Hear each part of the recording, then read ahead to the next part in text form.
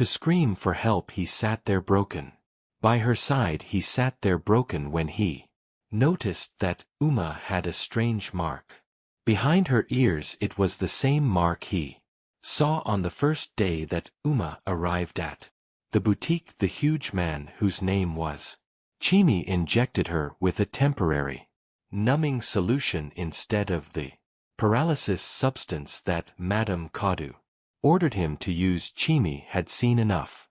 For years he had walked under Madame Kadu, watching silently as girl after girl turned into a mannequin. At first he had been threatened, warned that his family would suffer if he disobeyed. Then, over time, the fear became numbness and the numbness became obedience. But the day Umar arrived, something inside him cracked. It was the mark behind her ear. That changed everything. Chimi was responsible for the death of her parents. He could not sit back and watch her suffer after all that he had put her through. Already the accident had haunted Chimi all of his life. As a boy he never forgot the look in Uma's mother's eyes. As the car swept to avoid him, he had lived with the guilt of their death, even as his mother tried to convince him that it was an accident. When he saw the birth mark behind Umar's ears, his heart broke. To realize that Umar was homeless because of him, that Umar was about being used as a mannequin because he killed the very people who could have saved her and provided her with a better life. So Chimney decided to save her life, even if it meant sacrificing himself. In the process he gave her the numbing injection to make it seem like she was completely paralyzed before the ritual was done, to allow the spirit take over her body completely. However, since the wrong injection was given to her, the spirits were unable to take over her body completely, and that was why Uma could still cry. That was why she could still feel. That was why on the seventh night her fingers twitched. Ma stood there trembling, still absorbing Chimi's confession. Her breath came in short, sharp burst as her limbs became alive. Again the stiffness slowly faded as Chimi began to speak to her. "We don't have much time," he said to Umar, who he told to go get help. Ran out of the boutique to a nearby police station. She bust into the police station barefoot, her golden dress torn and her eyes red from crying. The officers on duty were startled at the sight of her. She looked like a ghost returning from the dead, and the officers could not help but listen to what she had to say. "Please," she cried, gripping the edge of the counter. "They alive the mannequins in the boutique. They're all girls. Please, you have to save them." The officers looked at themselves, confused. "Young lady, you need to calm down," one of the officers said to her as he asked what boutique she was talking about. "Madame Kadau's boutique." "Please, I'm not mad. I was one of them. She turns girls into mannequins. She traps them. Please come with me now." Whether it was the conviction in her voice or the desperation in her tears, one of the senior officers stood up. "Get the team," he ordered as they all stomped to the boutique. When they arrived, Madame Kadu was still unconscious on the floor. In the back room, the other mannequins remained frozen on display, their bodies still locked by the curse. But the moment Madame Kadu woke up, she was forced to reverse what she did, and the girls regained their consciousness. The police broke into the back room and were stunned by what they found. The stranger was filled with old shoes, bags, and clothes that belonged to missing girls. Broken phones, photographs, coffins lined with strange cabins, evidence of rituals. Syringes, diaries with girls' names, some reported missing over 5 years ago. Chimi, kneeling with his hands raised, confessed everything to them. Madame Kadau tried to justify what she did. "You don't understand. I made them beautiful. They were nothing before they came to me. They were useless, homeless, dirty, unwanted. Her words and her dirty slap from one of the female officers who could not believe what she did to young girls. The story made national headlines. The mannequins were alive. Read the front pages of newspapers. Omar was interviewed by human rights organizations. The boutique was sealed. Madame Kadu was sentenced to life imprisonment without parole. Chimi, though arrested, was offered clemency after his testimony helped rescue over 32 girls trapped in similar conditions around the state. As for Umar, she was offered housing, a scholarship, and therapy, but more than anything she was given a chance to leave. The lesson to be learned from this story is that even in the darkest and most hopeless corners of life, light can still break through. Hope, no matter how fragile, is a form of resistance. Mass tears, small, silent, and seemingly powerless, became the crack through which truth spilled out and injustice was exposed. This story also reminds us that people are not possessions. Every human life has what, regardless of wealth, background, or appearance. The girls who were trapped behind glass, we aren't mannequins. They were dreamers, daughters, survivors whose only mistake was trusting a kind face in a cruel world. It teaches us that evil often hides behind elegance, and that we should always remember that all that glitters is not gold. I hope you enjoyed the story. Once upon a time there lived a poor orphan whose name was Uma. She was extremely beautiful and lived on the streets, moving from one place to the other begging to make a living. Uma lost her parents in a car accident 10 years ago. She was only 6 at the time, and for all these years she wandered the streets, sleeping under bridges and street lamps. She took on several menial jobs just to get by, but something happened that made Uma decide that she was no longer safe on the streets. It was a calm night like any other, and Uma met an old woman who offered her some food. She had not eaten a decent meal all day and was so grateful to the old woman for being so kind to her. She sat in the corner and devoured the food like her life depended on it. It was so delicious, and Umar could not help but keep eating despite knowing that her stomach was full. She had no idea when next she would see food again. Talk more of a food this delicious. Soon stuffed her stomach with the food, and by the time she was done her eyes were so dizzy and heavy she dragged herself to the usual corner where she slept and drifted into a very deep sleep. Her body relaxed like a log of wood as she let nature run its course. A few hours later, woman woke up to find herself in a shrine tied up with other young girls her age who were all unconscious on the floor. Her eyes opened in shock as the juju man walked in and met her awake. Impossible, he said as he pointed at her, revealing that the spirit had rejected her. He ordered that she be set free, and Uma was immediately released. She ran as fast as her legs could carry her inside the forest. Uma had never been this terrified in her entire life. She weaved her way through the dark forest and arrived a lonely road. Ma had no idea where she was. She walked down the lonely road alone, barefoot, hungry, and scared. Her clothes were torn from crawling through thorns, and her eyes darted at every rustling leaf, but she kept walking.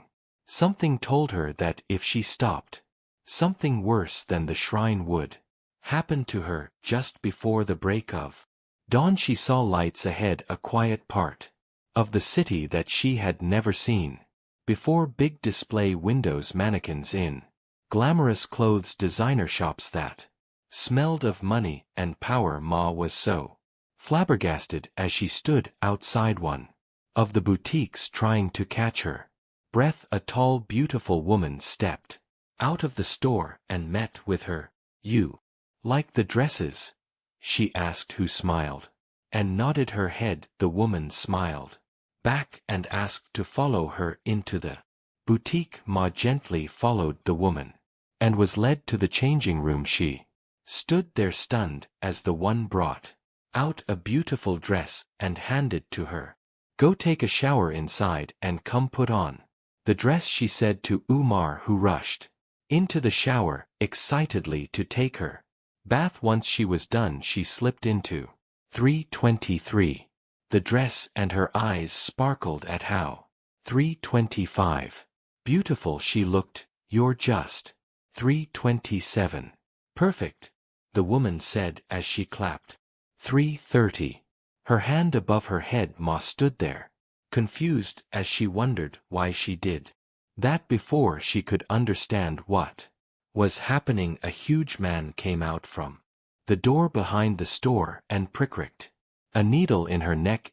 Slumped as the man took her to the coffin in the back room and laid her inside. She stayed in the coffin for over 10 hours. She woke up finally to find herself behind the show glass of the boutique, her body stiff like a mannequin. She was alive, but the world could only see a mannequin, a lifelike mannequin whose purpose was to attract buyers to the store. It was then that Uma realized that the other mannequins in the boutique were also alive. Some had been there for months, others for years. All of them were girls who once walked freely, now trapped behind glass windows, cursed in complete silence. The eyes held pain, but their faces were frozen in flawless smiles. Ma wanted to scream, but her lips would not move. Her neck couldn't turn. She was stuck, posed with one hand on her hip and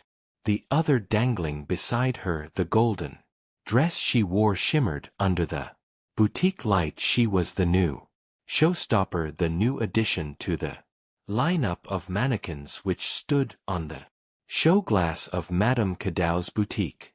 Every morning the boutique opened and rich women came in to shop. Some tapped on the glass, some even whispered that the mannequins looked alive, but no one knew the truth except Madame Cadau. At night, when the last light went off and the boutique went dark, the curse losing just enough for the mannequins to whisper amongst themselves, that was when Uma heard the first voice. New girl, a voice said faintly beside her. Don't fight the curse, it only tightens when you struggle. She couldn't turn her head, but she listened. We were once like you, another soft voice whispered from her right. All of us runaway homeless girls who hoped for a better life. Nick here was born on the street. Her mother was a mad woman and she never knew her father. She grew up sleeping beside trash bins and bathing in rainwater. She used to dance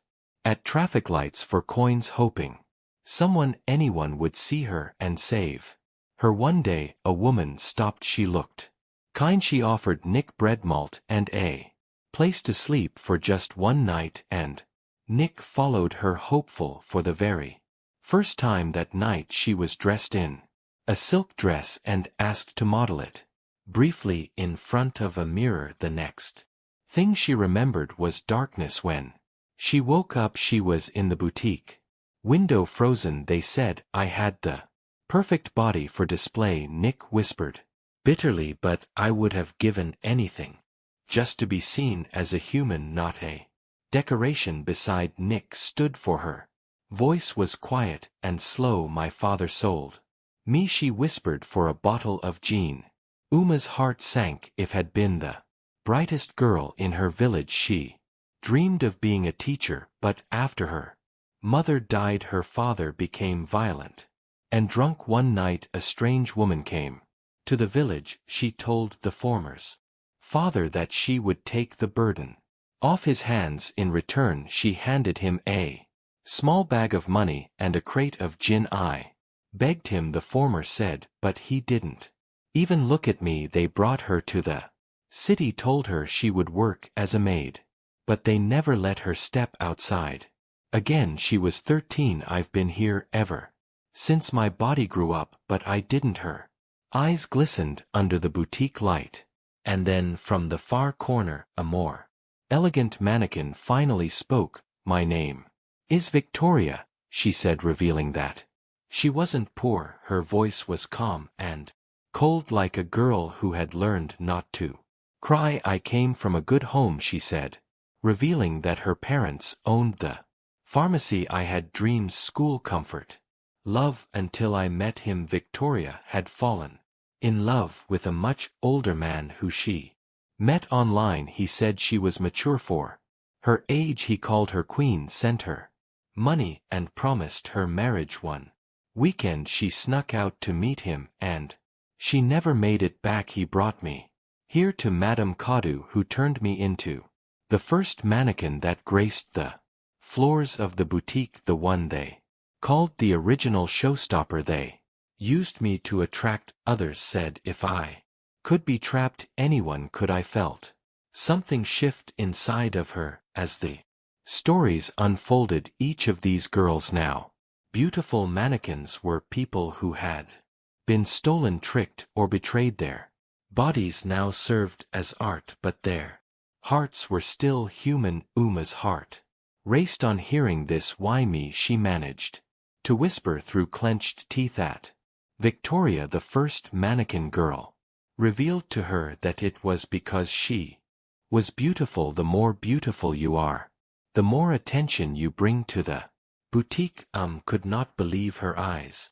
She asked how they could escape, and Victoria revealed to her that there was no escape. Once you have been bonded with the spirit in the coffin, there's no turning back, she said to Umar, whose heart sank into her stomach. No escape, she whispered as her chest tightened. Ma could not believe what her life had become. She stood there and watched as the sun began to rise. The boutique door opened and rich women trooped into the store to buy some dresses. Ma had not eaten or slept in hours. Her body was weak, but she could not control it as she stood there like a mannequin, smiling as people tapped on the glass and admired her dress. Ma tried to scream, but her lips were frozen. It was like screaming in one's mind whilst everyone smiled at you, unaware that you are dying inside.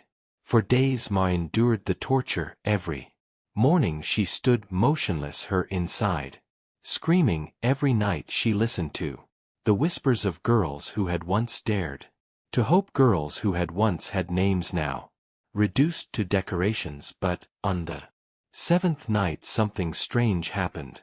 A tear rolled down Umar's cheek, just one, and Umar could not believe her eyes. She told Nick, who gasped in shock on hearing it. We have been trying for months to cry, to get people's attention, but none of us have been able to do so, she said to Umar, who she told that the curse was weakening in her. Victoria, who was stationed at the end of the show glass, began to speak, saying that the coffin did not claim Umar properly. That's why your eyes can still weep. You're the only one whose soul wasn't fully sealed, she said to Umar, who did not respond. She stood there frozen as her heart beat loudly in her chest. That night, while the other mannequins grumbled and complained about their situation, felt something else move. Her index finger twitched for the very first time in days, and Uma could not believe how happy she felt to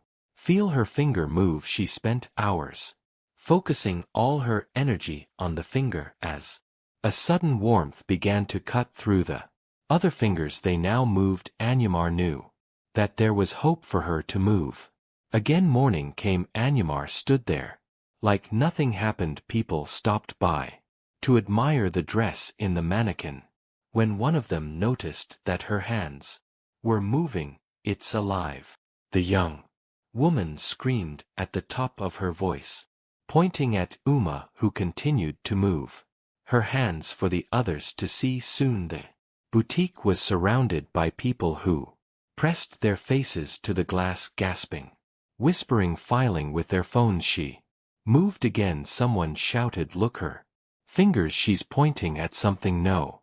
She's crying, my God, she's crying," they all said, as indeed fresh tears streamed down from Umar's cheeks, cutting clean lines through the makeup painted onto her mannequin-like face. Her fingers twitched and flexed, trembling, as the people all trooped into the boutique to find answers. Madame Kadu smiled at them and explained that woman was a special mannequin she imported from China. She can move and cry, and that's what makes her special, she said to the angry people, who at first hesitated as they glanced at her confused special technology. Madame Kadu added with a smirk on her face, "She cost me a fortune. Crime mannequins are the latest trend now in China," she said as the crowd relaxed and apologized to her for the intrusion.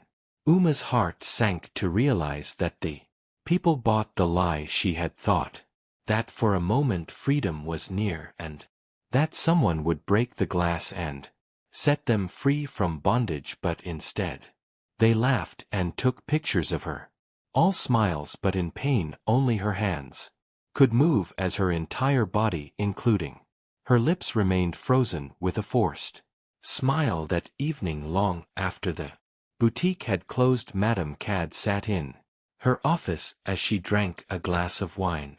Her face was calm, but her eyes burned with anger. "How could I have missed it?"